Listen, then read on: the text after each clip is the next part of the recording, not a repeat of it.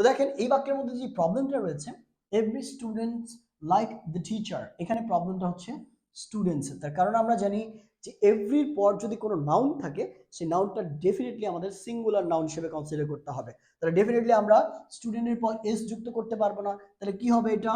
এটা হবে every student. এই তো ব্যাপার। আচ্ছা, এভরি স্টুডেন্ট যদি হয়, স্টুডেন্ট হলে তো ডেফিনেটলি লাইকের সাথে আবার আমাদের এস যুক্ত করতে হবে। তার কারণ কি বলেছি, এভরি স্টুডেন্ট তখন হয়ে যাবে একটা থার্ড পারসন সিঙ্গুলার নাম্বার, এবং তার পরবর্তী ভার্বের সাথে আমাদের কি এস যুক্ত করতে হবে বা ইএস যুক্ত করতে হবে। অলরেডি ই আছে, এই জন্য এস যুক্ত করলাম। যেমন তখন সঠিক বাক্যটা হবে every student likes likes the teacher. Every students like the teacher, এইটা হবে সঠিক উত্তর। তার মানে এই এসটা চলে যাবে কার কাছে? লাইকের কাছে। ঠিক আছে, এরকম ছোট্টখাটো ভুলগুলো কিন্তু